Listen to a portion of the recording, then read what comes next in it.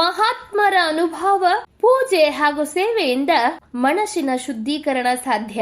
Doctor Mallikarjun Swamiji. ದೇಹ ಹೊಲಸಾದರೆ soap ಬಳಸಿ ಸ್ವಚ್ಛಗೊಳಿಸಬಹುದು. ಬಟ್ಟೆ ಹೊಲಸಾದರೆ ತೊಳೆದು ಶುಚಿಗೊಳಿಸಬಹುದು. ತಲೆ ಹೊಲಸಾದರೆ ಶಾಂಪೂ ಬಳಸಿ ಸ್ವಚ್ಛಗೊಳಿಸಬಹುದು.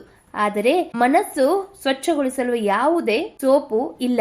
ಮಹಾತ್ಮರ ಅನುಭವ, ಪೂಜೆ ಹಾಗೂ ಸೇವೆಯಿಂದ ಮಾತ್ರ ಮನಸ್ಸನ್ನು ಶುದ್ಧೀಕರಿಸಲು ಸಾಧ್ಯ ಎಂದು ಘಟಪ್ರಭಾದ ಗುಬ್ಬಲಗುಡ್ಡ ಕೆಂಪಯ್ಯ ಸ್ವಾಮಿ ಮಠದ ಡಾಕ್ಟರ್ ಮಲ್ಲಿಕಾರ್ಜುನ್ ಸ್ವಾಮೀಜಿ ಹೇಳಿದರು. ಅವರು ರಾಯಬಾಗ್ ತಾಲೂಕಿನ ಕುಡ್ಚಿ ಪಟ್ಟಣದ ಶ್ರೀ ವೀರಶೈವ ಶಿವಾನುಭವ ಸಂಸ್ಥೆಯ ವತಿಯಿಂದ ಶ್ರಾವಣ ಮಾಸದ ನಿಮಿತ್ತವಾಗಿ 1 ತಿಂಗಳ ಕಾಲ ಹಮ್ಮಿಕೊಂಡಿರುವ ಶ್ರೀ ಹಾನಗಲ್ ಗುರು ಕುಮಾರೇಶ್ವರ ಮಹಾಸ್ವಾಮಿಗಳ ಪುರಾಣ ಪ್ರವಚನ ಕಾರ್ಯಕ್ರಮದ ಉದ್ಘಾಟನಾ ಸಮಾರಂಭದ ಸಾನ್ನಿಧ್ಯ ವಹಿಸಿ ಮಾತನಾಡಿದರು.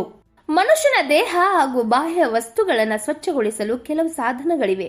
ಆದರೆ ಮನಸ್ಸಿನಲ್ಲಿರುವ ಅಶಾಂತಿ, ಅಹಂಕಾರ, ದ್ವೇಷ ಹಾಗೂ ದುಷ್ಟ ಚಿಂತನೆಗಳನ್ನು ದೂರ ಮಾಡಲು ಆಧ್ಯಾತ್ಮಿಕ ಚಿಂತನೆ, ಮಹಾತ್ಮರ ಅನುಭವ, ಪೂಜೆ ಮತ್ತು ಸೇವಾ ಮನೋಭಾವ ಅಗತ್ಯ ಎಂದು ಅವರು ತಿಳಿಸಿದರು. ಕಾರ್ಯಕ್ರಮದಲ್ಲಿ ಪ್ರವಚನಕಾರರಾದ ಹಿಡ್ಕಲ್ ಡ್ಯಾಂ ಸನ್ಮಾರ್ಗ ಸಿದ್ಧ ಶ್ರೀ ಆಶ್ರಮದ ಡಾಕ್ಟರ್ ಶಿವಶರಣ ದೇವರು, ಶ್ರೀ ಮಹಾಲಿಂಗಯ್ಯ ಸ್ವಾಮಿ ಹಾಗೂ ಗವಾಯಿಗಳಾದ ಜಗದೀಶ್ ಮಠಪತಿ, ತಬಲಾ ವಾದಕರಾದ ಗದಗ್ ಯಲಗೂರೇಶ್ವರ ರಾಜನಾಳ್, ಸಮಾಜದ ಮುಖಂಡರಾದ ಲಕ್ಷಟ್ಟಿ ತೇಲಿ, ಗಜಾನನ್ ಕಾಗೆ, ಅಶೋಕ್ ಖೋತ್, ಮೋಹನ್ ಬುಸ್ಗುಂಡೆ, ಶ್ರೀಶೈಲ್ ದರೂರೆ, ಮಹೇಶ್ ಪಟ್ಟಣ್ ಶೆಟ್ಟಿ, ವೀರೇಶ್ ರಾಜಮಾನೆ, ಶ್ರೀಶೈಲ್ ತೇಲಿ, ಅಶೋಕ್ ಹಡ್ಬರ್, ಸಂಜು ಪುಲಾರೆ ಸೇರಿದಂತೆ ಇತರರು ಉಪಸ್ಥಿತರಿದ್ದರು. ಶ್ರಾವಣ ಮಾಸದ ಅಂಗವಾಗಿ ನಡೆಯಲಿರುವ ಪುರಾಣ ಪ್ರವಚನ ಕಾರ್ಯಕ್ರಮದಲ್ಲಿ ಭಕ್ತರು ಹೆಚ್ಚಿನ ಸಂಖ್ಯೆಯಲ್ಲಿ ಪಾಲ್ಗೊಂಡು ಆಧ್ಯಾತ್ಮಿಕ ವಿಚಾರಗಳನ್ನು ಆಲಿಸಬೇಕು ಎಂದು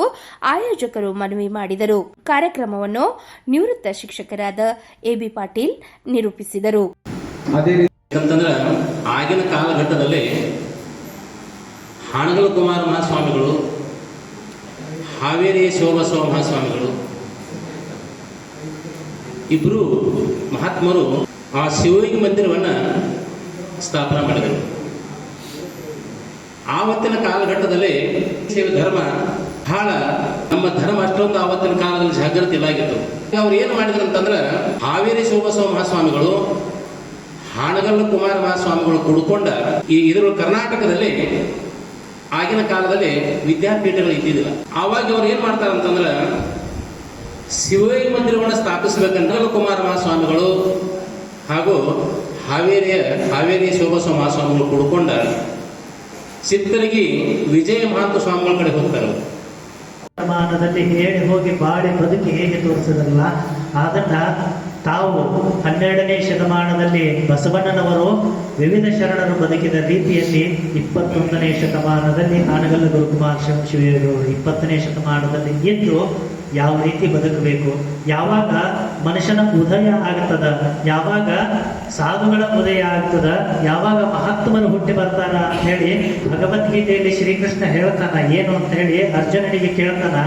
ಆ 4ನೇ ಅಧ್ಯಾಯದಲ್ಲಿ ಹೇಳ್ತಾ ಇರಬೇಕಾದ್ರೆ, ನನಗೆ ಯಾವಾಗ ಅಭಿಭೂಯಮಾನೇ ಧರ್ಮೇ ಪ್ರವರ್ಧಮಾನೇ ಚ ಅಧರ್ಮೇ ಅಂತ ಹೇಳ್ತಾರೆ. ಯಾವಾಗ ಧರ್ಮ ಅಂತಕ್ಕಂಥದ್ದು ಕೆಳಹಾದಿಯನ್ನ ಹಿಡಿತಾ ಇರ್ತದೋ, ಕೆಳಮಠಕ್ಕೆ ಕೆಳಮುಖವಾಗಿ ಇಳಿತಾ ಇರ್ತದಲ್ಲ, ಯಾವಾಗ ಅಧರ್ಮ ಅಂತಕ್ಕಂಥದ್ದು ತಾನು ಅಟ್ಟಹಾಸಕ್ಕೆ ಬರ್ತಾ ಇರ್ತದಲ್ಲ, ಆ ಸಂದರ್ಭದಲ್ಲಿ ಧರ್ಮವನ್ನ ಎತ್ತಿ ಹಿಡಿಲಿಕ್ಕೆ ಮತ್ತೆ ನಾನು ಹುಟ್ಟಿ ಬರ್ತೀನಿ ಅಂತ ಹೇಳಿ ಶಂಕರಾಚಾರ್ಯರ ಭಾಷ್ಯದಲ್ಲಿ ಹೇಳ್ತಾರ.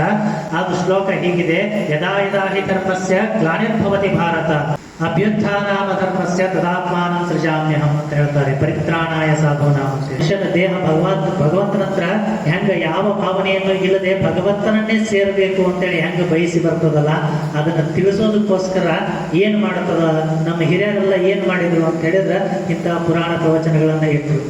ಶ್ರಾವಣ ಮಾಸ ಅಂತಕ್ಕಂಥದ್ದು ಪುರಾಣ ಪುಣ್ಯ ಪುರುಷರ ಪುರಾಣವನ್ನ ಚರಿತ್ರೆಯನ್ನ ಕೇಳಿಕೊಂಡು ಅದು ಪಾವನ ಮಾಸ ಆಗಬೇಕು ಅಂತ ಹೇಳಿ ಇಂತಹ ಪುರಾಣ ಪುಣ್ಯ ಕಥೆಗಳನ್ನ ನಾವು ನಮ್ಮ ಪೂರ್ವಜರು ಮಾಡ್ತಾ ಬಂದಿದ್ದಾರೆ. ನಮ್ಮ ಮನಸ್ಸು ಕೂಡ ಕಲ್ಮಶಗೊಂಡಿರ್ತದೆ, ನಮ್ಮ ಮನಸ್ಸು ಕೂಡ ಹೊಲಸಾಗಿರ್ತದೆ. ಯಾರಿಗೋ ಏನೋ ಬೈದು, ಯಾರಿಗೋ ಏನೋ ಅನ್ಯಾಯ ಮಾಡಿ, ಅಥವಾ ಯಾರಿಗೂ ನಾವು ಅನ್ಯಾಯನೂ ಮಾಡಿಲ್ಲ ಬೈದು ಇಲ್ಲ ಅಂತಂದ್ರೆ, ಯಾರೋ ಅನ್ಯಾಯ ಮಾಡೋರ ಜೊತೆಗೆ ಕೈ ಜೋಡಿಸಿ, ಯಾರೋ ಬೈಯೋರ ಜೊತೆಗೆ ದೋಸ್ತಿ ಮಾಡಿ ಅಥವಾ ಯಾರಿಗೋ ಬೈಯೋದು ಕೇಳಿಕೊಂಡು ಏನೋ ಮಾಡಿ ನಮ್ಮ ಮನಸ್ಸು ಕೂಡ ಹೊಲಸಾಗಿರಬಹುದು. ಅಂತ ಮನಸ್ಸನ್ನ ನಾವು ಸ್ವಚ್ಛ ಮಾಡ್ಕೊಳ್ಬೇಕು ಅಂತಂದ್ರ ಅದಕ್ಕೆ ಒಂದೇ ಒಂದು ದಾರಿ, ಮಹಾತ್ಮರ ನುಡಿಗಳನ್ನ ಕೇಳಬೇಕು. ಅವ್ರು ಹೇಳ್ತಾರೆ, ಮಹಾಮಜ್ಜನವ ಮಾಡುವುದು, ವಸ್ತ್ರ ಮಾಸಿದರೆ ಮಡಿವಾಳರಿಗಿಕ್ಕುವುದು, ಮನದ ಮೈಲಿಗೆ ತೊಳೆಯಬೇಕಾದರೆ ಕೂಡಲ ಸಂಗನ ಶರಣರ ಅನುಭವ ಮಾಡುವುದು. ಹೊಲಸಾದ್ರೆ ನಾವು ಶಾಂಪೂ ಹಚ್ಚಿ ತೊಳ್ಕೋತೇವೆ, ಸೀಗೆಕಾಯಿ ಪುಡಿ ಹಚ್ಚಿ ತೊಳ್ಕೋತೇವೆ, ಅದು ಮಾಡಿ ನಮ್ಮ ತಲೆಯನ್ನ ನಾವು ತೊಳ್ಕೋತೇವೆ. ದೇಹ ಹೊಲಸಾದ್ರೂ ಶಾಂಪೂಗಳನ್ನ ಸೋಪ್ಗಳನ್ನ ಹಚ್ಚಿ ಹಸನ್ ಮಾಡ್ಕೊತೇವೆ. ಹಂಗ ಮುಂದೆ ಹೇಳ್ತಾರ, ಬಟ್ಟೆಗಳು ಹೊಲಸಾದ್ರ ನಾವು ತೊಳ್ಕೋತೇವೆ, ಕೊಟ್ಟು ತೊಳಸ್ತೇವೆ, ಲ್ಯಾಂಡ್ರಿ ಕೊಡ್ತೇವೆ, ಇಲ್ಲಿರುವಂತಹ ವಸ್ತುಗಳನ್ನ ತೊಳಸ್ತೇವೆ. ಈ ದೇಹವನ್ನು ಮ್ಯಾಲ ಕಾಣ್ತೈತೆ, ಇದನ್ನು ನಾವು ತೊಳಿತೀವಿ. ದೇಹ ತೊಳಿಲಿಕ್ಕೆ ಸಾಕಷ್ಟು ಕಂಪನಿಗಳು ಸೋಪ್ ಬಿಟ್ಟಾವ, ಸಾಕಷ್ಟು ಕಂಪನಿಗಳು ಶಾವರ್ ಜೆಲ್ ಬಿಟ್ಟಾವ, ಏನೇನೋ ಬಿಟ್ಟಾವ. ಬಟ್ಟೆ ತೊಳೆಯಕ್ಕೂ ಸಾಕಷ್ಟು ಅದಾವ, ನೀವು ತೊಳಿತಿದ್ರಿ, ವಾಷಿಂಗ್ ಮಿಷಿನ್ ಏನೆಲ್ಲ ಬಂದಾವ. ಆದ್ರೆ ಮುಂದುವರೆದು ಹೇಳ್ತಾರ, ಮನದ ಮೈಲಿಗೆ ತೊಳೆಯಬೇಕಾದರೆ ನಮ್ಮ ಮನಸ್ಸು ಕೂಡ ಹೊಲಸಾಗ್ತವ ಈಗ ಹೇಳಿದ ಕಾರಣಗಳಿಂದ. ತೊಳೆಯಕ್ಕೆ ಯಾರು ಶಾಂಪೂ ಬಿಟ್ಟಾರೇನ, ಮನಸ್ಸು ತೊಳ್ಕೊಳ್ಳಿಕ್ಕೆ ಏನಾರು ಮಷನ್ ಬಿಟ್ಟಾರೇನ, ಏನೋ ಹಿಂಗ ಒಂದು ಲಿಕ್ವಿಡ್ ಕುಡಿದು ಬಿಟ್ರ ಮನಸ್ಸು ಸ್ವಚ್ಛ ಆಗ್ತೈತಿ ಬಿಡಪ್ಪ. ಹಾಗಾದ್ರೆ ನಮ್ಮ ಮನಸ್ಸನ್ನ ಸ್ವಚ್ಛ ಮಾಡ್ಕೊಳ್ಬೇಕು ಅಂತ ಅಂದ್ರ ಆ ಮಹಾತ್ಮರನ್ನ ನೆನೆಸಿದಾಗ, ಮಹಾತ್ಮರನ್ನ ಪೂಜಿಸಿದಾಗ, ಮಹಾತ್ಮರ ಪಾದ ಸೇವೆಯನ್ನ ಮಾಡಿದಾಗ ಮಾತ್ರ ನಮ್ಮ ಮನಸ್ಸು ಸ್ವಚ್ಛ ಆಗ್ತದೆ ಹೊರತು ಬೇರೆ ಏನು ಮಾಡಿದರೂ ಕೂಡ ನಮ್ಮ ಮನಸ್ಸು ಸ್ವಚ್ಛ ಆಗುವುದಿಲ್ಲ. ಘನಮುಕ್ತಿ ಶಿವಾಗವ, ಮಹಾತ್ಮರನ್ನ ನೆನೆಯೋದ ಒಂದು ಮುಕ್ತಿ ರೀ. ಮುಕ್ತಿ ಬೇರೆ ಎಲ್ಲೂ ಇಲ್ಲ, ಮೋಕ್ಷ ಬೇರೆ ಎಲ್ಲೂ ಇಲ್ಲ. ಮಹಾತ್ಮರನ್ನ ನೆನೆಸ್ತಾ ಇದ್ವಿ ಅಂದ್ರೆ ಅದೇ ಮೋಕ್ಷ, ಆತ್ಮರನ್ನ ಪೂಜಿಸ್ತಾ ಇದ್ವಿ ಅಂದ್ರೆ ಅದೇ ನಮಗ ಮುಕ್ತಿ. ಆತ್ಮರ ಬಗ್ಗೆ ನಾವು ಮಹಾತ್ಮರ ಸೇವೆಯನ್ನ ಮಾಡ್ತಾ ಇದ್ವಿ ಅಂದ್ರೆ ಅದೇ ನಮಗ ಪುಣ್ಯ. ಎಲ್ಲೂ ಇಲ್ಲ.